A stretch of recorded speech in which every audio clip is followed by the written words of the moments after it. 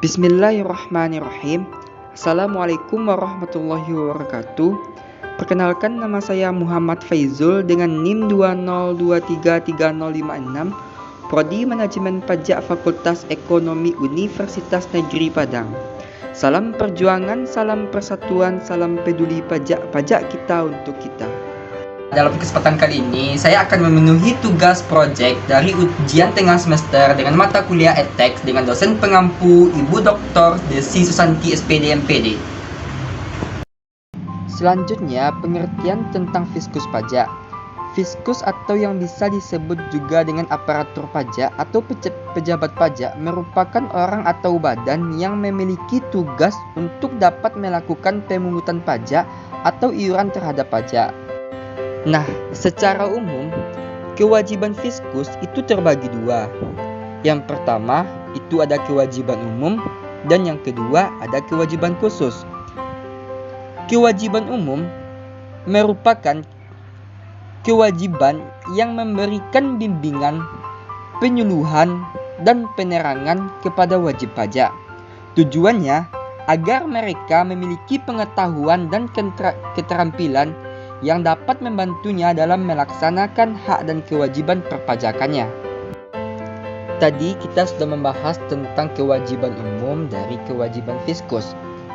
Nah, sekarang kita masuk ke dalam kewajiban khusus. Apa saja yang termasuk di dalam kewajiban khusus fiskus? Yang pertama, itu menerbitkan NPWP sementara dalam jangka waktu 3 bulan setelah formulir permohonan diterima. Nah, yang kedua, menerbitkan surat keputusan pengukuhan pengusaha kena pajak dalam jangka waktu 7 hari setelah formulir permohonan pendaftaran diterima. Nah, yang ketiga, wajib menerbitkan surat keputusan kelebihan pajak dalam jangka waktu 1 bulan setelah tanggal diajukannya surat kelebihan pembayaran pajak dari wajib pajak. Nah, yang keempat, wajib menerbitkan surat keputusan pembayaran kelebihan pajak dalam jangka waktu 1 bulan setelah diajukannya surat keputusan kelebihan pembayaran pajak. Sebelumnya kita sudah membahas beberapa dari kewajiban khusus fiskus. Sekarang ada 3 hal lainnya yang termasuk dari kewajiban khusus fiskus. Yang pertama itu menerbitkan surat keputusan atas keberatan. Yang kedua, memberikan keputusan yang berkaitan dengan pengurangan, penghapusan, dan pembatalan denda. Yang ketiga, wajib merahasiakan data dan informasi terhadap wajib pajak yang berkaitan atau yang bersangkutan. Nah, selanjutnya kita akan membahas apa sih yang termasuk dari hak-hak fiskus. Yang pertama itu ada menerbitkan NPWP dan melakukan pengukuhan PKP. Yang kedua, dapat menerbitkan surat tagihan pajak. Dan yang ketiga, melakukan pemeriksaan dan penyegelan. Yang keempat, melakukan penyidikan. Dan yang kelima, fiskus berhak menerbitkan surat paksa dan melakukan penyitaan terhadap kasus yang sedang dilakukannya.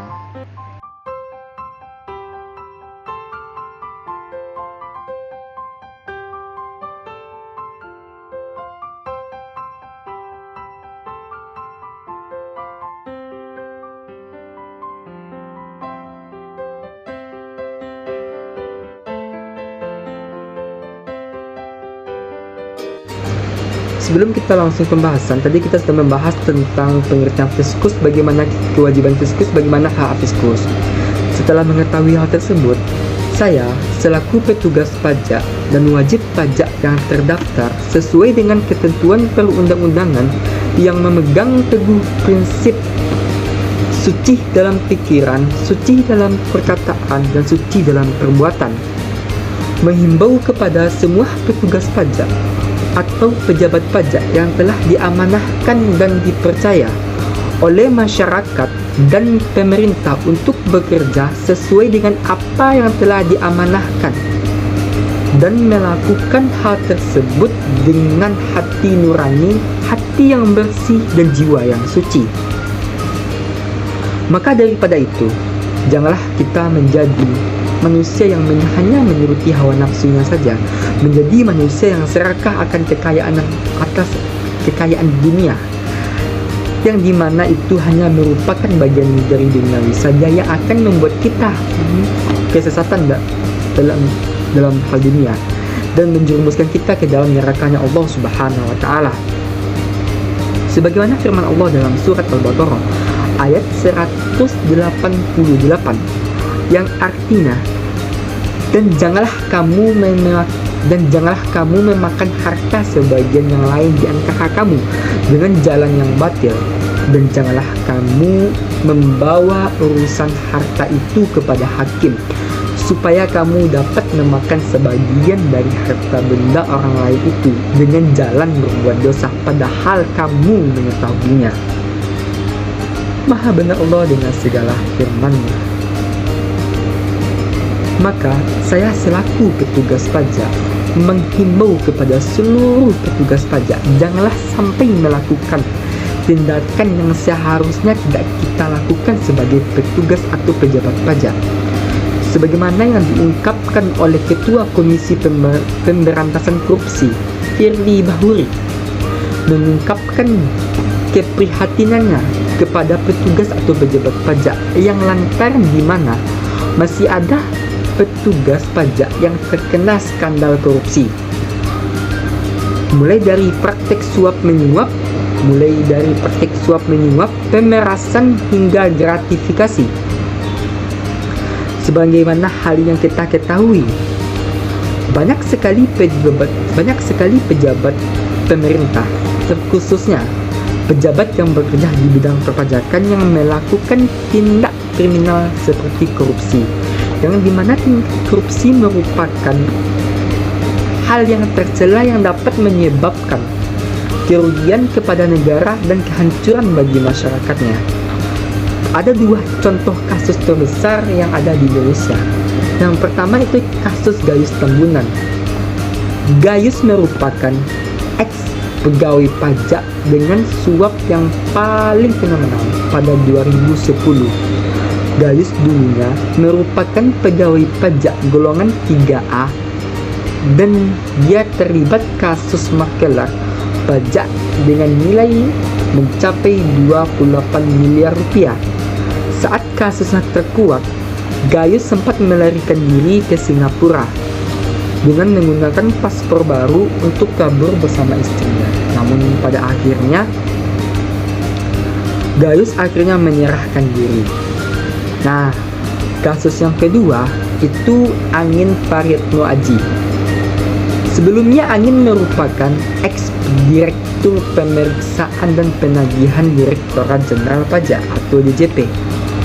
Angin didakwa menerima suap senilai 57 miliar, yang dimana dia menerima itu dalam bentuk hadiah atau janji yang dijanjikan, yaitu menerima uang yang jika ditotal mencapai 15 miliar dan 4 juta US dollar, atau jika kita jumlahkan menjadi rupiah itu mencapai 57,1 miliar. Suap yang diterima dari Aulia Imran Maghribi dan Miguel Ahmad Ronas yang keduanya merupakan konsultan pajak PT Gunung Madu Plantation. Lalu ada juga dari Veronica Lindawati selaku kuasa PT Bank PAN Indonesia Tbk, dan Bapak Agus Susetio yang merupakan konsultan pajak PT Jonden Pertama. Sebagaimana yang kita ketahui, penyebab terjadinya korupsi itu sendiri berasal dari kita pribadi. Janganlah sampai ada oknum pejabat pajak yang melakukan tindakan seperti ini. Jika tidak mau atau belum bisa berkorban untuk negara, maka berkorbanlah untuk keluarga. Pikirkan apa yang terjadi kepada keluarga kita seandainya kita melakukan tindak kriminal dan dipenjarakan. Maka daripada itu, saya selaku petugas pajak sekaligus wajib pajak terdaftar menghimbau kepada seluruh petugas pajak yang ada di seluruh Indonesia, bekerjalah dengan adil, bersih dan profesional. Sekian yang dapat saya sampaikan. Terlebih terkurangnya saya mohon maaf. Wabillahi taufiq wal hidayah. Assalamualaikum warahmatullahi wabarakatuh.